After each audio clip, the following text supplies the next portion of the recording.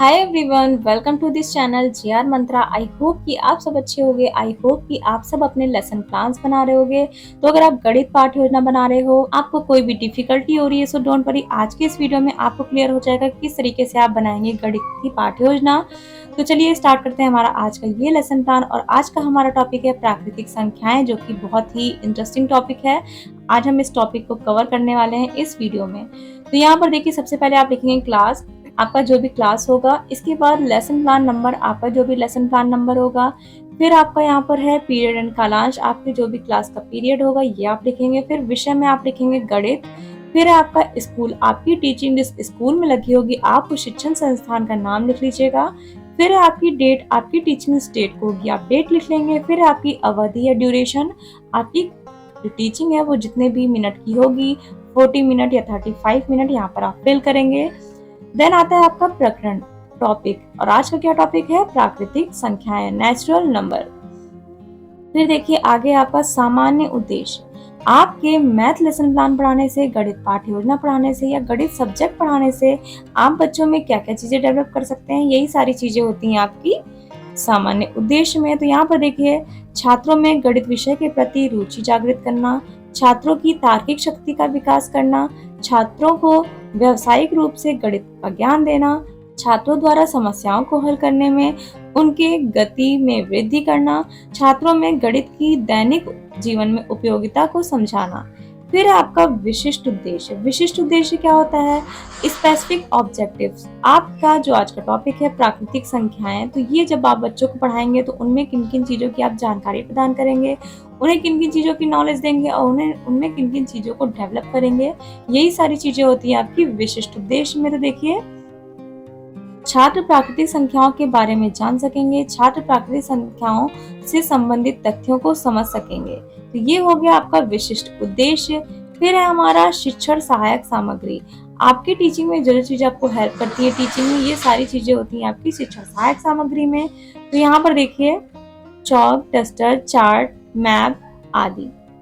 फिर है आपका पूर्व ज्ञान। पूर्व ज्ञान क्या होता है? Previous knowledge. जब भी आप बच्चों को कोई टॉपिक पढ़ाते हैं तो हमेशा उनको पूर्व ज्ञान से संबंधित करते हैं, ताकि बच्चों को आसानी हो जो आप टॉपिक पढ़ा रहे हैं वो समझने में।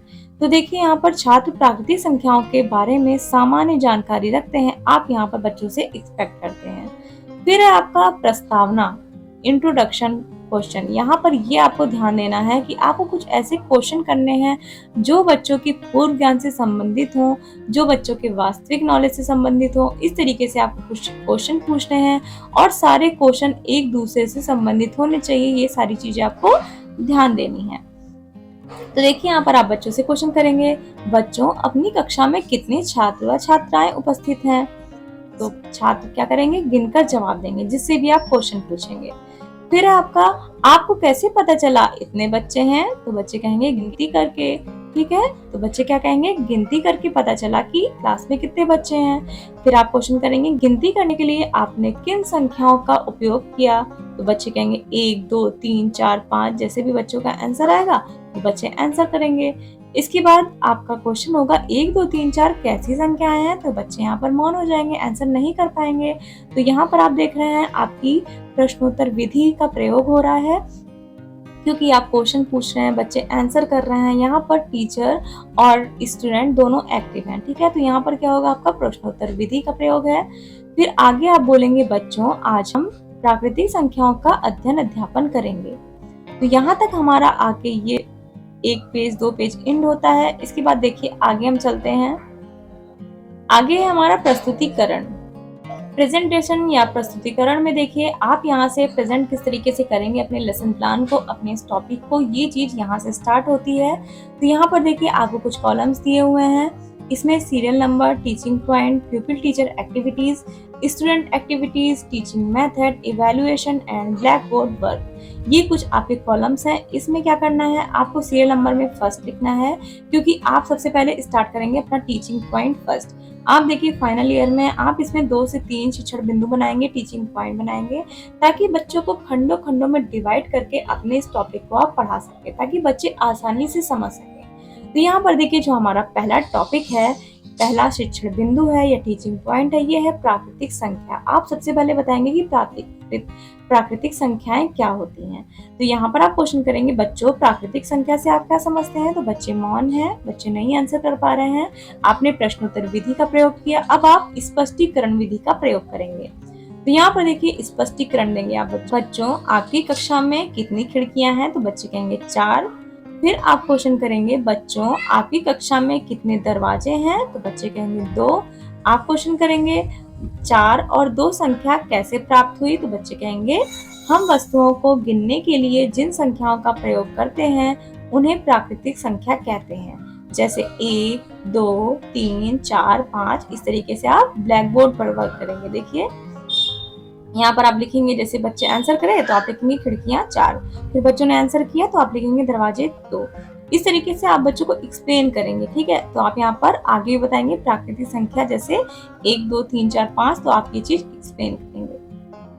इसके बाद देखिए हम यहाँ पर स्पष्टीकरण दे चुके हैं और आप साइड में देख रहे हैं स्पष्टीकरण विधि का प्रयोग हो रहा है और बच्चे ध्यानपूर्वक बैठ के सुनेंगे। ठीक है, और अपने कॉपी में नोट करेंगे, क्योंकि जब आप एक्सप्लेनेशन देते हैं, कोई स्पष्टीकरण देते हैं, कोई व्याख्या देते हैं, तो यहाँ पर बच्चे ध्यानपूर्वक बैठ के सुनते हैं। फिर देखिए आपका बोध प्रश्न आ जाता है। यहाँ पर बोध प्रश्न में आप क्वेश्चन करेंगे शून्य प्राकृतिक संख्या है या नहीं। तो बच्चे आंसर करेंगे।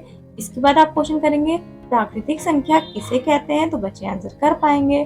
फिर आप क्वेश्चन करेंगे 1, 2, 3 कैसी संख्या है। तो बच्चे आंसर कर पाएंगे। तो यहाँ पर हमारा आगे चौथा पेज एंड होता है। इसके बाद अब हम आगे चलते हैं। यहाँ पर आता है आगे आपका प्रश्न। आप जैसे कि बच्चों से क्वेश्चन किए अभी, बच्चों हम शून्य का प्रयोग संख्याओं को गिनने में करते हैं कि नहीं। तो बच्चे कहेंगे नहीं करते हैं। यहाँ पर आपने प्रश्नोत्तर विधि का प्रयोग किया था। अब आप निष्कर्ष देंगे शून्य का प्रयोग गिनने में नहीं किया जाता है, इसलिए यह प्राकृतिक संख्या नहीं है। तो प्राकृतिक संख्या क्या है, जो जिससे गिना जा सके। फिर देखिए यहाँ पर आगे है आपका संख्या और संख्यांक, मीन्स आपका दूसरा शिक्षण बिंदु स्टार्ट होता है। यहाँ से आप सबसे पहले विकासात्मक प्रश्न पूछेंगे। विकासात्मक प्रश्न देखिए बच्चों संख्या और संख्यांक किसे कहते हैं। तो बच्चे मौन हो जाएंगे, आंसर नहीं कर पाएंगे। अब आप व्याख्या देंगे या स्पष्टीकरण देंगे। आप इस तरीके से देखिए ब्लैक बोर्ड पर बॉक्स बनाएंगे और बिंदु बनाएंगे, जैसा कि आपको क्लियर दिख रहा होगा। अगर आपको क्लियर नहीं दिख रहा है तो आप इसको 360 रेजोल्यूशन पर इंक्रीज कर सकते हैं। तो ये आपका ब्लैक बोर्ड वर्क है। साइड में आप इसमें बॉक्स बनाएंगे, बिंदु बनाएंगे, ये सारी चीजें। इसके बाद देखिए श्यामपट्ट पर कितने बॉक्स और कितने बिंदु हैं। आप यहाँ पर क्वेश्चन करेंगे श्यामपट्ट पर कितने बॉक्स और कितने बिंदु हैं। तो बच्चे कहेंगे 4 बॉक्स है, 5 बिंदु है। फिर आप यहाँ पर कहेंगे कि क्या होती है संख्याएं। आप बताएंगे संख्या कितनी वस्तुएं हैं का जिससे बोध होता है वह संख्या कहलाती है। मीन्स जैसे आप क्वेश्चन कर रहे हैं कितनी संख्या है, तो बच्चे कहेंगे 4। तो यही क्या होता है, आपकी संख्या कहलाती है। अब आप बोध प्रश्न कर देंगे। आपकी व्याख्या विधि का प्रयोग हो चुका है। यहाँ पर आपका श्यामपट्ट सारांश हो चुका है। अब आप बच्चों से क्वेश्चन करेंगे संख्या किसे कहते हैं, 25 और 28 क्या है। तो ऐसे कुछ क्वेश्चन है बच्चों से आप करेंगे।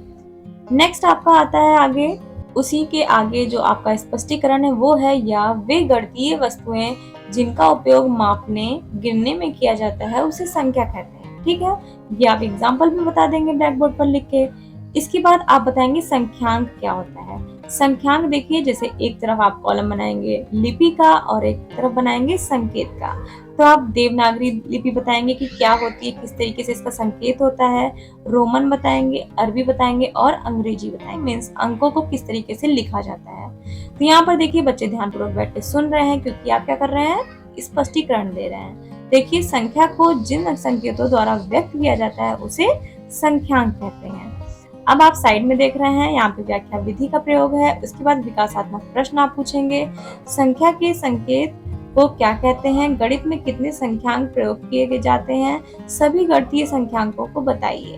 तो ये जो आप लास्ट में देख रहे हैं श्यामपट्ट कार्य, इसमें आप इस कॉलम को, इस स्ट्रक्चर को बनाएंगे, बताएंगे बच्चों को कि लिपि को किस संकेत से दिखाया जाता है, शो किया जाता है। इसके बाद है आपका शिक्षण बिंदु थर्ड। आप तीसरा शिक्षण बिंदु बताएंगे संख्या और संख्यांक में अंतर। क्या अंतर होता है संख्या और संख्यांक में। तो यहाँ पर देखिए आप कॉलम बनाएंगे, एक तरफ लिखेंगे संख्यांक, दूसरी तरफ लिखेंगे संख्या। तो एक तरफ का कॉलम है आपका संख्यांक, इसमें आप बच्चों को एक्सप्लेन करेंगे संख्यांक अकेला होता है, जैसे 0, 1, 2, 3, 4, 5, 6, 7, 8, 9। फिर आपका संख्या है 2 या 2 से अधिक संख्यांक को संख्या कहते हैं। ठीक है, जब 2 या 2 से अधिक संख्यांक होते हैं तो उसको संख्या कहते हैं, जैसे 11, 99, 135 आदि। तो ये हो गया आपका स्पष्टीकरण। फिर आप क्या कर रहे हैं बच्चे, जब आप स्पष्टीकरण दे रहे हैं तो बच्चे ध्यानपूर्वक बैठ के सुन रहे हैं, स्पष्टीकरण का प्रयोग हो रहा है। आई होप कि यहाँ तक आपको क्लियर हुआ होगा। फिर हम नेक्स्ट चलते हैं, हमारा लास्ट पेज है। आप श्यामपट्ट सारांश जो लिख रहे थे वो बच्चे अपनी नोटबुक में नोट करेंगे। तो यहाँ पर देखिए, छात्राध्यापक सारांश को श्यामपट्ट पर लिखेगा और बच्चे श्यामपट्ट पर प्रदर्शित लेखन अपनी पुस्तिका में लिखेंगे। तो बच्चे क्या करेंगे, अपनी कॉपी में नोट करेंगे और आप क्या करेंगे, निरीक्षण कार्य, आप इंस्पेक्शन वर्क करेंगे। मीन्स आप क्या करेंगे, राउंड लगा के देखेंगे कि सारे बच्चे लिख रहे हैं कि नहीं। तो देखिए, छात्रों को श्यामपट्ट सारांश लिखने के लिए कहकर छात्राध्यापक कक्षा में निरीक्षण करेगा। ये हो गया आपका निरीक्षण कार्य।